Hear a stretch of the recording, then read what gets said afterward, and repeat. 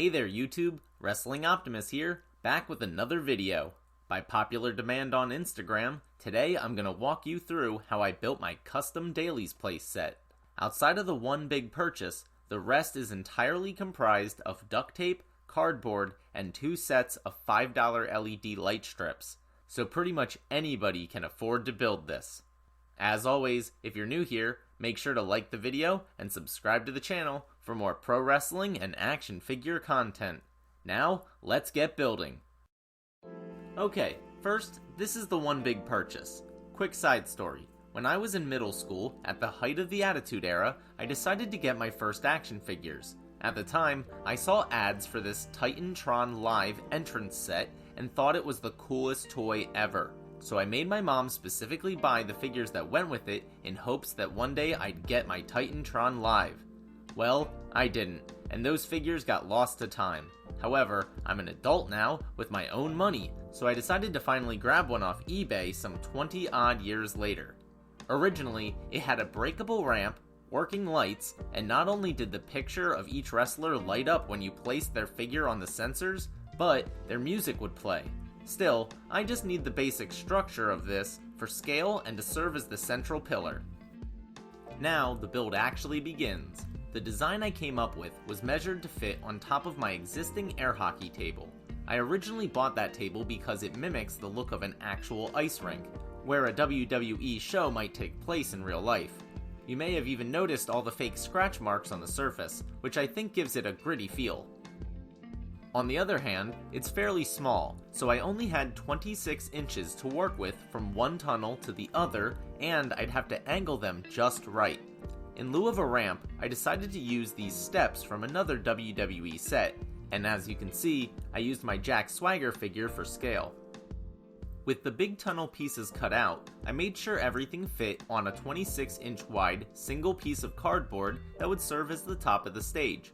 The speakers of the Titantron Live presented my first slight problem because of how they stick out, but I found some strips of cardboard that fit perfectly into the gaps and decided I'd just add some graphics later to turn them into massive speaker towers.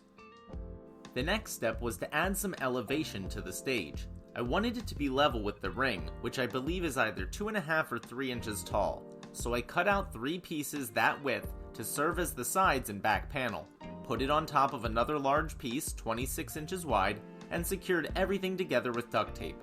You'll notice I also cut slits in the cardboard at the front. This is important for creating the ramp in the next step. I folded the front 2 pieces of cardboard down to serve as the front panels for the stage, and folded the other sides down to form the side panels for the ramp. This is when the whole stage really took shape. Once again, I secured everything together with duct tape on the joints. I should point out that the tunnels are 6 inches in diameter, which I determined using the Jake Hager figure. I really wanted them to be large enough that they actually looked like an action figure could walk through them. Obviously, I covered the whole stage in duct tape next to give it a uniform appearance. But you may have noticed that I also trimmed down the speaker towers and added a temporary cardboard piece to the back of the Titantron Live set. Now, we head to the garage. It doesn't look much different, but I spray painted the entire stage in metallic silver to give it the look of sheet metal. When it's next to duct tape, you can really see the color difference, but for now, you'll just have to trust me. Oh, and always observe proper aerosol etiquette by only using spray paint in a well-ventilated area. This has been your public service announcement for the day. This may not look like much, but it actually took quite a bit of effort. I started by taking a single sheet of poster paper and rolling it into a tube with the same diameter as the entrance tunnels. Then, I had to make a very awkward cut to get the right angle. However, the cool part is, if you do this right, these should be supplementary angles. Sorry for the trip back to high school geometry. Meaning one cut will perfectly create both tunnels. You can set these aside if you want. It's important not to tape them into place until it's time to add the lights later on.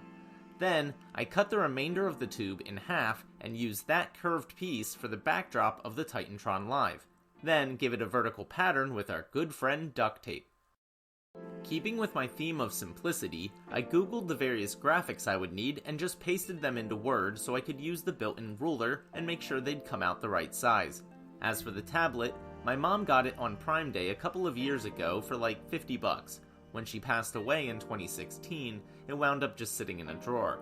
I attached it with Velcro strips so you can take it off and still use it as a tablet. There's actually a lot going on in this picture. First, I added some more graphics with the massive speaker towers, the TNT logo to cover up the WWE logo on the steps, and the fluorescent lights. Those are actually just cut up neon index cards. All graphics were taped down with simple packaging tape, just make sure to keep it smooth and avoid air bubbles. Then I added the wall on the left. It's just a piece of cardboard covered in duct tape. This serves as a backdrop in photos and looks like the actual wall with the big Daly's Place logo. Finally, I lined the tunnels with duct tape. Make sure the tape lays straight so you can use this as a reference for the lights. Speaking of which, I bought 2 sets of USB light strips and a multi-port power bank at Five Below. It's like a dollar store except everything is under $5, so it's the best place for cheap electronics. Total investment, 15 bucks. These particular strips have a sticky back that's quite strong. Once they're down, they aren't moving, so I had to be careful with placement. I wrapped the strips around the long side of each tunnel. Although they're straight on the visible side, they're diagonal on the other side. I found out they were long enough to make 3 passes on each tunnel, which turned out to be perfect. The power bank keeps them running for around 2 photo sessions, unless I'm also charging the tablet. And here it is, completed on the air hockey table. In the tunnel, I duct taped the power cable against the back wall. Each one links together behind the Titantron Live, and I can slip a power cable out through the scaffolding whenever I need to charge the tablet. And here's the ramp to the ring along with my grandstands and announcers area, although that would change soon. There's also a small set of steps that I built out of cardboard scraps that worked out really well for this corner area. There you have it, my custom Daly's Place. Thanks so much for watching. Let me know what you thought in the comments down below. This is the first time I've done a video like this, so depending on how it's received, I may do another one about my grandstands and my commentary booth. If you did enjoy the video, make sure to do all that normal YouTube stuff. Smash the like button, share with any wrestling or action figure fans you may know, subscribe to the channel, and spread the word. You can also talk to me over on Twitter at PSUOptimus, or see all my best figure photography over on Instagram at WrestlingOptimus. In case you missed my most recent figure hunt, you can check that out right here. But until next time, I've been Wrestling Optimus, and I'll catch you later.